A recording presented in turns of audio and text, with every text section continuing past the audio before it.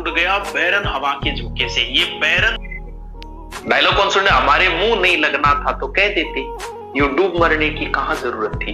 ये डूब मरा, चलो समस्या ही खत्म, झगड़ों ही समाप्त। लेकिन आपकी याद होनी चाहिए चीजें, क्योंकि भारत का भूगोल बार बार थोड़ी पढ़ोगे। एक भी आप यूट्यूब पे थोड़ी लगे रहोगे, लाइव थोड़ी देखते रहोगे हमेशा भी। एक चीज को, किसी चीज को इस तरीके से पढ़ लो कि दोबारा फिर सिर्फ बुक ही पढ़नी है, किसी टीचर के पास, किसी कोचिंग में नहीं पढ़ना है। हमेशा यही नीति रखो जब भी पढ़ो।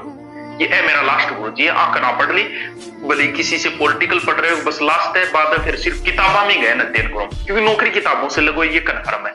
दुनिया की कोई कोचिंग, दुनिया का कोई ऑनलाइन नौकरी नहीं लगाएगा। नौकरी आपको लगना है, और उधर से होना चाहिए सब्जेक्ट में रुचि की। अगर आपकी भारत की भूगोल पढ़ने में रुचि पैदा हो गई तो आप कितनी गहराई से किताबें पढ़ लोगे। लोग भयंकर भयंकर टफ किताब ले आते हैं, उसे पढ़ लेते हैं। तो आराम से इसमें रुचि पैदा करो।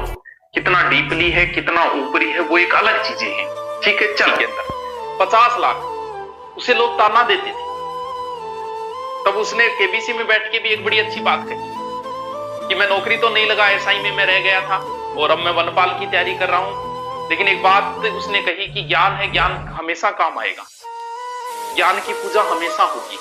उसने कहा कि ज्ञान हमेशा काम आएगा। वो ज्ञान जो मैंने पढ़ा था वो आज मेरे केबीसी में काम आ रहा है, 50 लाख रुपए लेके आएगा। समझते हो क्या 50 लाख नौकरी लगने के बाद कब मिलेगी? आप पूरे जीवन भर नौकरी की तैयारी करोगे ना। नौकरी आज आप लगोगे, 30 साल नौकरी करोगे तो अधिकतम आपको लगभग 2-1 करोड़ रुपए होंगे। यानी 50 लाख का मतलब ये हो गया कि 50 लाख में आप भाग दो, मंथली आपको मिलेंगे 50,000। देख लो कितने साल के वो एक साथ ही ले आया। ज्ञान की हमेशा पूजा होगी, क्योंकि युद्ध तो अर्जुन ने जीता था, लेकिन पूजा कृष्ण गया, क्योंकि कृष्ण ज्ञानी था। ज्ञानवान ही पूजा जाएगा हमेशा। तो अपना ज्ञान इतना बढ़ाओ, ललक पैदा करो अंदर सीखने की। भी मैं हर सब्जेक्ट क्यों पढ़ा रहा हूँ? क्योंकि मुझे इच्छा होती है हर सब्जेक्ट को जानने की, हर सब्जेक्ट ज्ञान लेने की इच्छा होती है। तो अपने ज्ञान प्राप्त करने की थोड़ी सी इच्छा जागृत करो अंदर।